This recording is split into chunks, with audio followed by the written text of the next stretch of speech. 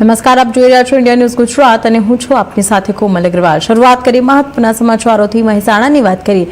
Civil હોસ્પિટલમાં નકલી સિક્કા અને સહીનો ઉપયોગ કરી દસ્તાવેજો રજૂ કરવાના ગંભીર મામલો પર્દાફાશ થયો છે। ફિટનેસ સર્ટિફિકેટ માટે આવેલી એક અરજીની તપાસ દરમિયાન સમગ્ર કૌભાંડ સામે આવ્યું છે। તો હાલ સિવિલ સત્તાવાળાઓએ દ્વારા પોલીસ ફરિયાદ નોંધાવવાની કાર્યવાહી હાથ ધરવામાં આવી છે। મહેસાણા સિવિલ હોસ્પિટલમાં ફિટનેસ સર્ટિફિકેટ માટે આવેલી અરજીની ચકાસણી દરમિયાન નકલી સહી અને સિક્કાનો ઉપયોગ થયાનો ખુલાસો થયો છે। માહિતી મુજબ લેન્ડ લૂઝર ફાર્મર નામની કંપની દ્વારા 4 વ્યક્તિઓનો ફિટનેસ સર્ટિફિકેટ માટે અરજી કરવામાં આવી હતી। તો જેમાં નટવરસિંહ ડાભી નામના વ્યક્તિની અરજીમાં RMOની સહી શંકાસ્પદ લાગતા હોસ્પિટલ તંત્ર દ્વારા તપાસ હાથ ધરવામાં આવી હતી। તપાસ દરમિયાન જાણવા મળ્યું કે અરજીમાં ઉપયોગમાં લેવાયેલી સહી અને સિક્કો બંને નકલી હતા। વધુ તપાસમાં ડોક્ટર ઉમેશ પટેલ અને RMOના નામે ખોટો સિક્કો તૈયાર કરવામાં આવ્યો હોવાનું સામે આવ્યું છે। ચોંકાવનારી બાબત એ છે કે ઉમેશ પટેલ નામના કોઈ ડોક્ટર મહેસાણા સિવિલ હોસ્પિટલમાં ફરજ બજાવતા જ નથી, જેના કારણે સમગ્ર મામલો વધુ ગંભીર બન્યો છે।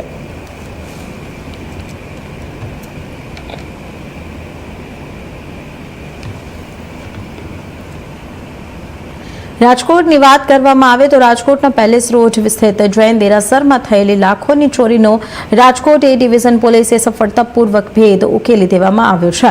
22 મેના રોજ દેરાસરના સ્ટ્રોંગ રૂમમાંથી ચાંદીના ચોરસા સિક્કા અને રોકડ સહિત કુલ 43.29 લાખ રૂપિયાની ચોરી કરવામાં આવી હતી।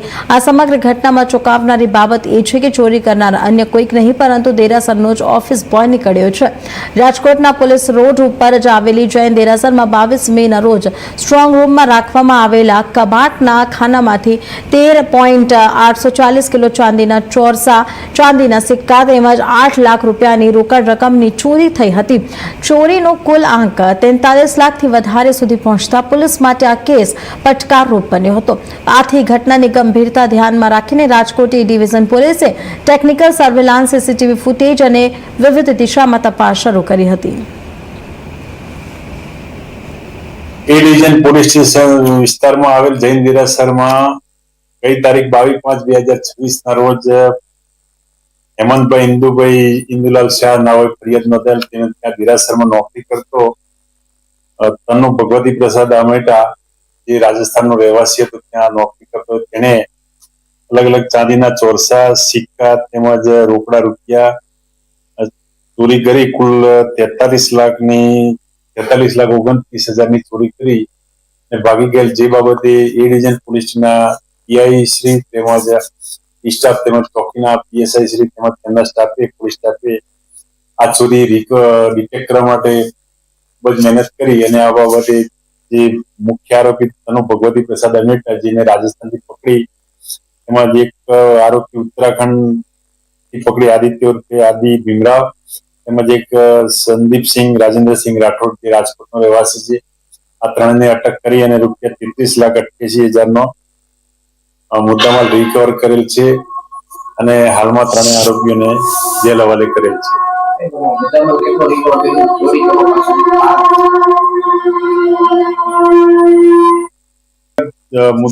ચોરીમાં ગયેલ મુદ્દામાં ચાંદીના ચોરસા, ચાંદીના સિક્કા તેમજ ચાંદીની થાળી મળીને કુલ વજન 13,840 ગ્રામ હતું અને 8 લાખ રોકડ રૂપિયા હતા। તેમાંથી 11,326 ગ્રામ ચાંદી રિકવર થઈ તેમજ 5 લાખ રૂપિયા રોકડા રિકવર થઈ। અગાઉ જે તનુ ભગવતી પ્રસાદ અમેટા, જે ત્યાં જૈન દેરાસરમાં જ નોકરી કરતો, તેથી નોકર ચોરી દાખલ કરી। વડોદરાની વાત કરવામાં આવે તો શહેર ટ્રાફિક પોલીસની દાદાગીરી સામે આવે છે। વાહન ચાલક લાફો ઝીંકી દીધો છે। સામાન ભરેલી ગાડી રોકતા થઈ બબાલ। ગાડી ડિટેન કરવાનું કહેતા ડ્રાઈવરે માલિકને બોલાવ્યા હતા। માલિકે ગાડી ડિટેન નહીં કરવા રજૂઆત કરતા અધિકારી અકળાયા હતા। તો ગાજરવાડીથી રડોલી જતા બબાલ થયા છે। સમા નજીક ગાડી રોક્યા બાદ પોલીસે દાદાગીરી કર્યાના આક્ષેપ પણ કરવામાં આવ્યા છે।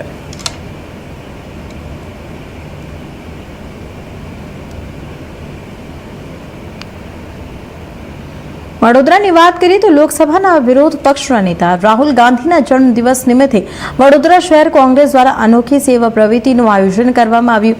શહેરની એસએસજી હોસ્પિટલ ખાતે દર્દીઓના સગા અને મહિલાઓને ફૂડ કિટનું વિતરણ કરી જન્મદિવસની ઉજવણી કરવામાં આવી હતી. વડોદરાની એસએસજી હોસ્પિટલ ખાતે આજે વડોદરા શહેર કોંગ્રેસ પાર્ટી દ્વારા લોકસભાના વિરોધ પક્ષના નેતા રાહુલ ગાંધીના જન્મદિવસની ઉજવણી કરવામાં આવી હતી. તો આ પ્રસંગે મહિલાઓને 2 કેળા, 1 બિસ્કિટ પેકેટ, વેફર અને 1 નાની પાણીની બોટલ સહિતની કિટનું વિતરણ અનાયત કરવામાં આવ્યું હતું.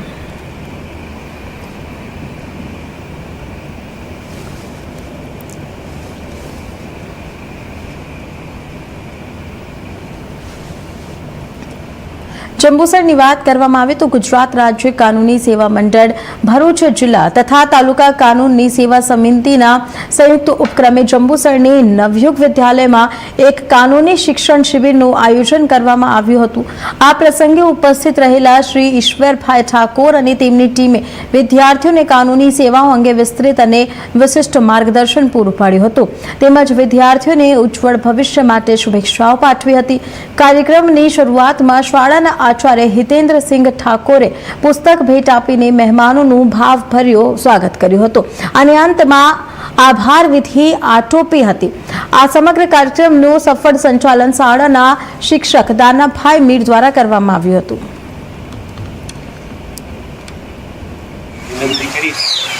મારું નામ ઠાકોર ઈશ્વરભાઈ સિંહ, તાલુકા કાનૂની સેવા સમિતિ જંબુસર આસિસ્ટન્ટ.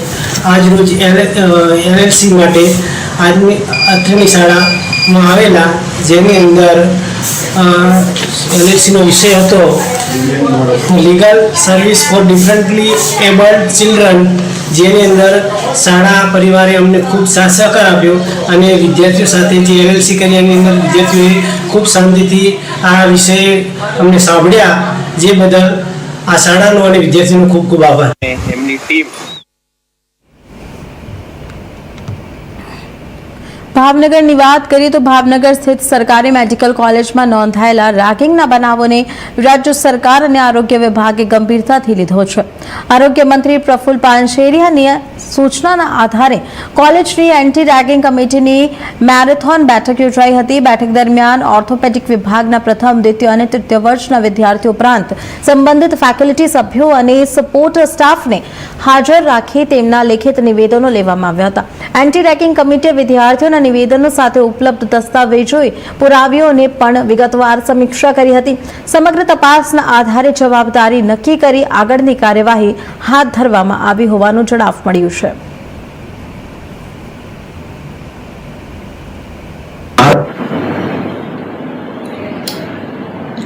ત્રણ દિવસ પહેલા ભાવનગર મેડિકલ કોલેજમાં વિદ્યાર્થીઓ સાથે રેગિંગ થયો એ ફરિયાદ અમને મળતા તુરંત જ મેં મારા નિયામકને સૂચના આપી. એમણે તુરંત જ ભાવનગર ડીન અને રેગિંગ કમિટી સાથે વાતચીત કરી પીડિત વિદ્યાર્થીઓને તત્કાલ ન્યાય મળે એ હેતુસર 24 કલાકની અંદર તમે રિપોર્ટ રજૂ કરો. રેગિંગ કમિટી અને ડીન દ્વારા ભાવનગર કાલે 5 વાગ્યાથી આજે રાતના 2 વાગ્યા સુધી તમામ દસ્તાવેજી પુરાવા ચકાસણી કરતા ખરેખર ત્યાં વિદ્યાર્થીઓ ઉપર રેગિંગ જેવું અસામાજિક પ્રવૃત્તિનું કૃત્ય થયું હતું, એ જે ફલિત થાય છે, સાબિત થાય છે. તો આ તમામ વિદ્યાર્થીઓમાંથી 6 વિદ્યાર્થીઓ દોષિત થયા હતા. એમાં 2 વર્ષથી લઈને 6 મહિના સુધીની તમામ કોલેજો દોષિત થયા હતા. એમાં 2 વર્ષથી લઈને 6 મહિના સુધીની તમામ કોલેજની અંદર અને સરટી હોસ્પિટલની આવવાનો પ્રતિબંધ કર્યો છે. એમને સસ્પેન્ડ કરી દેવામાં આવ્યા છે. હું હજી વિનંતી કરું છું કે તમામ વિદ્યાર્થીઓ, કોલેજના, મેડિકલ કોલેજના દીકરા દીકરીઓ, તમે અહીંયા ભણવા આવ્યા છો, શાંતિપ્રિય, તમારા મમ્મી પપ્પાએ સ્વપ્ન વાવ્યા છે, સરકાર પણ એટલો જ ખર્ચ કરે છે સામે, ત્યારે આવી કોઈ પણ ઇતર પ્રવૃત્તિમાં ન પડતા તમે તમારું કરિયર બનાવો.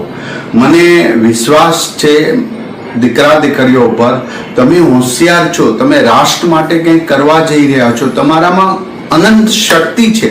બસ અભ્યાસ દરમિયાન એ બહાર લાવો અને સેવાના હેતુસર ડોક્ટર બનવાનો હોય અને એ આવી પ્રવૃત્તિ કરે એ ખૂબ જ ડેન્જરસ વસ્તુ સભ્ય સમાજ માટે. કારણ કે ડોક્ટર બન્યા પછી પણ તમારામાં દયા, ભાવના, લાગણી, કરુણા ન હોય તો કોઈ મિનિંગ નથી ડોક્ટર બનવાનું. માટે આજે આ 6 વિદ્યાર્થીને 2 વર્ષથી લઈને 6 મહિના સુધી સસ્પેન્ડ કરી દેવામાં આવ્યા છે અને અમદાવાદના રેગિંગ કરનારા વિદ્યાર્થીઓને પણ 3 વિદ્યાર્થીઓને સસ્પેન્ડ કરી દેવામાં આવ્યા. હજી પણ કોઈ દીકરા દીકરીને ક્યાંય પણ પ્રશ્ન હોય તો રેગિંગ કમિટી, તમારા ડીન અથવા તો જે ત્યાં મેલ અને રેગિંગ થતું હોય તો કમ્પ્લેન કરવા માટે તમે એક કોલ કરજો અથવા એક મેલ નાખજો, તુરંત જ તમને ન્યાય મળશે. વિદ્યાર્થીઓને બીજી વિનંતી કરું, કોઈ પણ વ્યસની વ્યક્તિ સાથે સંપર્ક ન રાખ. આજેથી સંકલ્પ કરી લો કે અમે ભણવા માટે આવ્યા છીએ અને આ ભણવા સાથે એક પણ અસામાજિક પ્રવૃત્તિ કરનારા કે આવા વ્યસન કરનારા એક પણ વિદ્યાર્થી, કોઈ આવા મિત્ર ના રાખે, એનાથી આજથી દૂર થઈ જાય.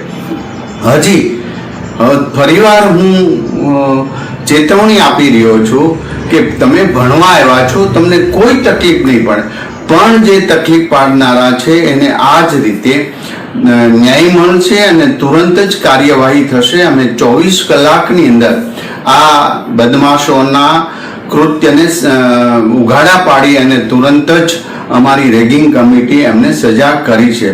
આવનારા સમયમાં એક પણ રેગિંગની ઘટના ન થાય એવા હેતુ છે. અમારો આરોગ્ય વિભાગ પણ સક્રિય છે ને આરોગ્ય શિક્ષણ વિભાગ સતત સક્રિય છે અને કંઈ પણ આવા પ્રશ્ન હશે તો ચોક્કસ વિદ્યાર્થીઓને ન્યાય મળશે.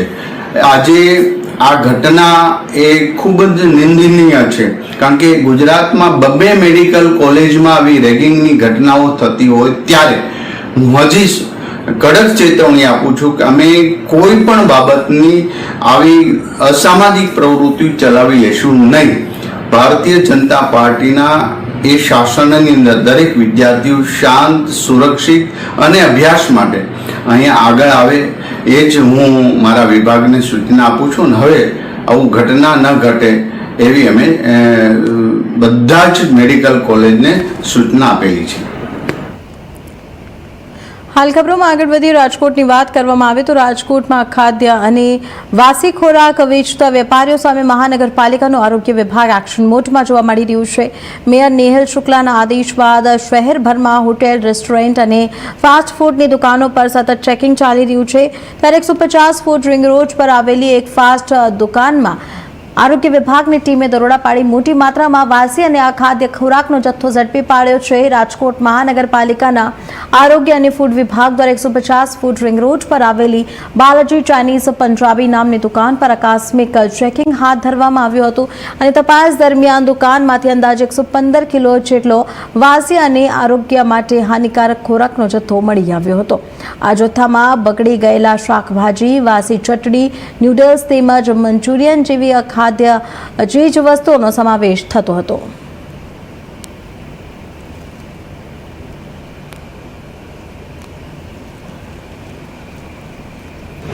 રાજકોટ મહાનગરપાલિકાના નવનિયુક્ત મેયર નેહલ શુક્લા દ્વારા અખાદ્ય ખોરાકને લઈને જે સૂચના આપવામાં આવેલા હતા ત્યારે અત્યારે આરોગ્ય વિભાગ સતત બની જોઈ રહ્યા છો મારી પાસેના દ્રશ્યમાં કે અત્યારે રાજકોટ મહાનગરપાલિકાની ટીમ દ્વારા સતત જે કહેવાય કે રેડો કરવામાં આવી રહી છે. અત્યારે જે ખાદ્ય પદાર્થના જે વિક્રેતાઓ છે ત્યાં અત્યારે ચેકિંગ ઝુંબેશ હાથ ધરવામાં આવી છે. સાથે જે કામગીરી કરવામાં આવી છે ત્યારે આપણી સાથે અધિકારી છે રાજકોટ આરોગ્ય વિભાગના રાજુલ વર્મા, એમની સાથે વાત કરીશું. સર, ક્યાંક ને ક્યાંક અત્યારે નેહલ શુક્લા જે મેયર છે તેના આદેશ બાદ રાજકોટ મહાનગરપાલિકા એક્શન મોડમાં આવી છે, શું કહેશો? ખરી વાત છે. અત્યારે રાજકોટ મહાનગરપાલિકાની અંદરથી જે સર્વેલન્સ ચેકિંગ ને સઘન ચેકિંગ સમન્વયમાં બનાવવામાં આવ્યું છે, જેની અંદર અમે લોકો આજે બાલાજી ચાઇનીઝ પંજાબી અને સાઉથ ઇન્ડિયન જેવું કે પણ અત્યારે ત્યાં ચાઇનીઝ પંજાબીનો જ વધારે ઉપયોગ જોવા મળે છે. શું શું અખાદ્ય વસ્તુ જોવા મળી છે અને શું કરવાની કામગીરી છે? આ સડેલા શાકભાજી છે, આપ જોઈ શકો છો, અને કાપેલા શાકભાજી એડવાન્સમાં રાખેલા છે. મંચુરિયનનો જે બેટર બનાવેલું છે એ પણ અગાઉથી વાસી બનાવેલું છે, જેની અંદર સંપૂર્ણપણે આપ જોઈ શકો છો આ રીતે આની અંદર જે આપ દેખાય છે 17 એપ્રિલે અને 60 દિવસ છે એવા એક્સપાયરી થયેલ 2 દિવસ પહેલા એક્સપાયર થયેલા મેંદાનો ઉપયોગ કરીને એમને એવડું મોટું બેટરનો જથ્થો બનાવેલો છે, જ્યારે કે એમની પાસે ઓલરેડી મંચુરિયન જે છે એનો જથ્થો છે. આ રીતે અમે જે જોયું છે એની ઉપરાંત વેપારી પાસે ફૂડ લાયસન્સ નથી, એની પાસે કાયદાકીય જ્ઞાન નથી અને કોઈ હાઇજીન પ્રેક્ટિસ અંગેનું કોઈ એને ધ્યાન રાખેલ નથી. સર, કેટલો અખાદ્ય ખોરાક છે તે જોવા મળ્યો છે અને હવે શું કામગીરી કરવામાં આવશે? અત્યારે આપણી સામે જે આ સડેલો જથ્થો જે છે અનહાઇજીન રીતે સંગ્રહ કરેલો છે, આ જન આરોગ્ય માટે ખૂબ જ હાનિકારક છે. આવી પ્રેક્ટિસ કરનારાઓ વેપારીઓને પણ એક દાખલા સ્વરૂપ છે. એ પ્રમાણે અમે આ પેઢીને સીલ કરવા જઈ રહ્યા છીએ, પેઢીને નોટિસ પણ આપીશું અને પેઢીના ₹10,000નો દંડ પણ કરીશું. અને આ જે અખાદ્ય જથ્થો જે છે 115 કિલો અંદાજિત જેવો લાગે છે, એ 115 કિલો જથ્થાનો અમે નાશ કરીશું. રેડો કેટલા દિવસ યથાવત રહેશે? રેડો સતત યથાવત રહેશે અને આ પ્રકારની કાર્યવાહી સતત રહેશે, સતત જ ચાલુ રહેશે. આ હતા રાજકોટ મહાનગરપાલિકાના food safety officer Rajul Parmar, જે મીડિયા સાથે સ્પષ્ટ વાતચીત કરતા જણાવ્યું છે કે આ રાજકોટ મહાનગરપાલિકાના નવનિયુક્ત મેયર દ્વારા જે તપાસ જે આદેશ સૂચના આપવામાં આવી હતા આખા જે ખોરાકને લઈને, ત્યારે અત્યારે જે કહેવાય રાજકોટ મહાનગરપાલિકાની આરોગ્ય શાખા છે તે સતત બની છે અને અત્યારે રાજકોટના જે બહુડી ચોકડી પાસે જે આવેલ જે બાપા સીતારામ ચોક છે ત્યાં બાલાજી જે ફાસ્ટફૂડની જે ચાઇનીઝ પંજાબીની લારી છે ત્યાં રેડ કરવામાં આવી છે અને છેલ્લે કે 115 જેટલો અખાદ્ય જથ્થો જે મળી આવ્યો છે અને આગળ આજે અત્યારે આ જથ્થો છે તેને નાશ કરવાની અને જે આ દુકાન છે તેને સીલ કરવાની કવાયત હાથ ધરવામાં આવશે. નિર્માણ ઇન્ડિયા રાજકોટ. હાલ ખબરોમાં આગળ વધી અરવલ્લીની વાત કરીએ તો જિલ્લાના બાયડામાં બસ સ્ટેન્ડ સામે જાહેર માર્ગ પર અસામાજિક તત્વો દ્વારા સર્જાયેલી બબાલના મામલે પોલીસે ત્વરિત કાર્યવાહી કરી 2 આરોપીને ઝડપી પાડ્યા છે. સામાન્ય વાહન અથડામણથી શરૂ થયેલો વિવાદ બાદમાં ઉગ્ર સ્વરૂપ ધારણ કરતા પોલીસકર્મી પર હુમલોનો પ્રયાસ પણ કરવામાં આવ્યો હતો. બાયડ બસ સ્ટેન્ડ સામે જાહેર માર્ગ ઉપર ટેમ્પો અને રિક્ષા વચ્ચે થયેલી અથડામણ બાદ વિવાદ સર્જાયો હતો. પ્રાથમિક માહિતી અનુસાર સામાન્ય બાબતે ટેમ્પો ચાલક સાથે બોલાચાલી શરૂ થઈ હતી અને જે બાદમાં હાથાપાઈમાં ફેરવાઈ હતી. જાહેર માર્ગ પર ચાલી રહેલી બબાલને કારણે લોકોના ટોળા એકત્રિત થયા હતા અને પરિસ્થિતિ તંગ બની હતી. ઘટનાની જાણ થતાં જ બાયડ પોલીસ તાત્કાલિક સ્થળ પર પહોંચી હતી અને આ દરમિયાન બબાલ કરી રહેલા આરોપીઓએ સ્થળ પર પહોંચેલા પોલીસ કર્મીને ધક્કો મારી તેની કામગીરીમાં અવરોધ ઊભો કર્યો હતો તેમજ હુમલાનો પ્રયાસ કર્યો હોવાનું સામે આવ્યું છે.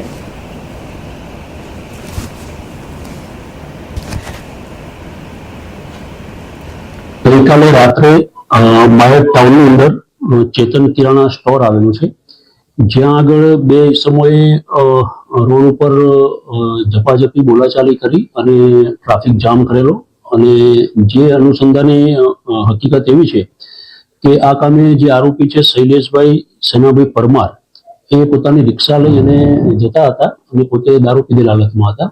આ દરમિયાન એની રિક્ષાને પાછળથી એક ટેમ્પો ચાલકે અથડાવતા એને નંબર પ્લેટને ગોબો પડેલો. જે થયેલ નુકસાનના પૈસાની માંગણી આ જે આરોપી છે એને ટેમ્પો ચાલક પાસે ચાલુ કરેલી અને ટ્રાફિક જામ કરી દીધેલો. આ દરમિયાન જે આરોપી છે એનો મિત્ર અનિલ જસુભાઈ પરમાર પણ ત્યાં આવી ગયેલો. બંને વ્યક્તિઓ પીધેલી હાલતમાં હતા. ત્યારબાદ પોલીસને જાણ થતા 112 ત્યાં પહોંચેલી. આરોપીઓએ ત્યાં જે ફરજ પરના પોલીસ કર્મચારી હતા તેની સાથે પણ બોલાચાલી કરી અને ફરજ પરના પોલીસ કર્મચારી જે હતા એને ધક્કો મારેલો. આ બનાવ અનુસંધાને પોલીસે તાત્કાલિક કાર્યવાહી કરી અને આ જે બંને આરોપી છે આ બંને આરોપીઓ વિરુદ્ધ પ્રોહિબિશન એક્ટ નીચે ગુના દાખલ કરી અને બંને વિરુદ્ધ કાર્યવાહી કરેલી છે. અને આ ઉપરાંત ફરજ પરના જે પોલીસ કર્મચારી હતા એમની સાથે બોલાચાલી ઝપાઝપી કરી અને એમની ફરજમાં રૂકાવટ કરીને એમને ધક્કો મારેલો. જે અનુસંધાને સરકાર તરફે બંને આરોપીઓ વિરુદ્ધ પોલીસની ફરજમાં રૂકાવટ અને પોલીસ ઉપર હુમલા કરવા અંગેનો ગુનો દાખલ કરવામાં આવેલો છે. બંને જે આરોપી છે એ હાલ પોલીસ કસ્ટડીમાં છે.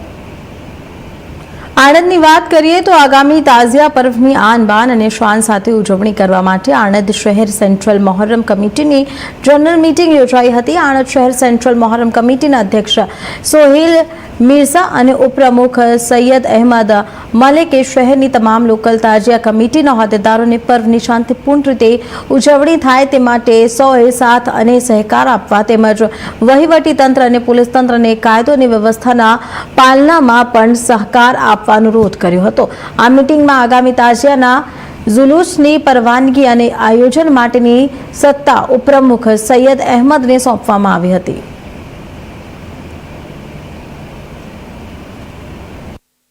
મારું નામ સઈદ મલેક, આણંદ શહેર સેન્ટ્રલ મોહરમ કમિટી ઉપપ્રમુખ. આણંદ શહેરની અંદર આ ફેર 1 થી 37 જેવા તાજિયા છે.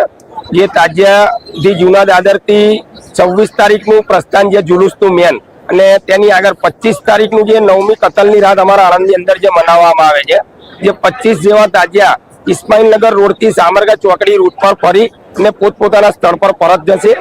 અને 26 તારીખનું જે આયોજન હોય છે, જે 10મી યૌમી આશુરા કહેવાય છે, તેનું જુલુસનું પ્રસ્થાન જૂના દાદર મોહરમ કમિટી તાજિયા નંબર 2 થી પ્રસ્થાન ચાલુ થશે.